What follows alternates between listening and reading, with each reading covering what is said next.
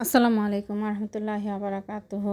রমজানের প্রস্তুতি নিয়ে ব্লগ নিয়ে এসেছি। প্রথমে আমি তেলটা ভরে নিচ্ছি বোতলে, তারপরে আমি এখানে হলুদের গুঁড়া, মরিচের গুঁড়া এবং সব কিছু মশলাগুলো সুন্দর করে প্রত্যেকটা জারে জারে ভরে নিচ্ছি। এত কিছু তো দেখানো সম্ভব না। অফ ক্যামেরা আমি ওইদিকে মুগ ডালটা ভেজে নিয়েছিলাম, পরিষ্কার করে নিয়েছি। এখন আমি এগুলো বয়মে করে রেখে দেব। তার মধ্যে আবার অফ ক্যামেরা আমি আলু এবং চিকেন সিদ্ধ করেছিলাম। তো চিকেন আর আলু সিদ্ধ করে ম্যাশ করে নিয়েছি। এখন আমি এর মধ্যে লবণ, কালো ব্ল্যাক পেপার এবং আপনার গরম মশলা, এই পাঁচফোড়নের গুঁড়া এবং শুকনো মরিচ একসাথে গুঁড়ো করে রেখেছি, সেটা পরিমাণ মতো দিয়ে খুব ভালো করে এটাকে আমি ম্যাশ করে মথে নেব। মথে নিয়ে এটাকে আমি আলুর চপের শেপটা দিয়ে আমি একটা ডিশের মধ্যে রাখবো। রেখে ফ্রিজে 2 ঘন্টার মতো আমি এটাকে সংরক্ষণ করব, যাতে এটা শক্ত হয়ে যায়। শক্ত হলে আমি পলিথিনে রেখে দেব। তো এই তো আমার লেচিগুলো হয়ে গেল।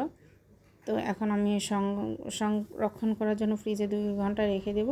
এর মধ্যে আমি বড়ার জন্য, পেঁয়াজের জন্য 3 ধরনের ডাল দিয়ে আমি বেটে নিয়েছি, সেগুলো আমি পলিথিন করে রেখে দিচ্ছি। তার মধ্যে আবার পেঁয়াজ, কাঁচামরিচ, বাদাম এগুলো ব্লেন্ড করে রেখে দিলাম।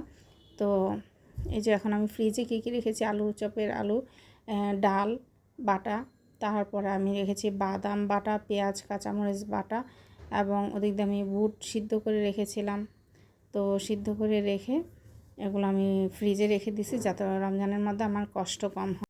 এই সেলফটার মধ্যে আমি রেখেছি ট্রেসমি ট্যাং, দুধ, চিনি, তার মধ্যে বেসন, পাস্তা, চিরা, তার মধ্যে নিচে রেখেছি নুডলস, ব্রেড ক্রাম্ব, মাসকলার ডাল, একটু আতপ চাল, চিয়া সিড আর হচ্ছে ফুচকা।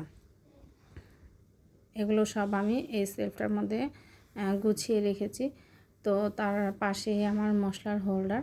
তো এই মশলার হোল্ডারের মধ্যে আমি সব প্রকারের মশলা গুছিয়ে রেখেছি, যা যা আমার রান্না করতে প্রয়োজন।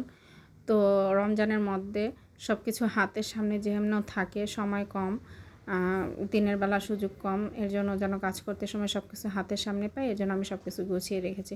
আপনারা চাইলে মশলার হোল্ডারের ভিডিওটা আমি একদিন ভালো করে দিয়ে দেব। তো আপনাদের যাদের যাদের ভালো লাগছে প্লিজ লাইক কমেন্ট দিবেন, শেয়ার করবেন। আল্লাহ হাফেজ।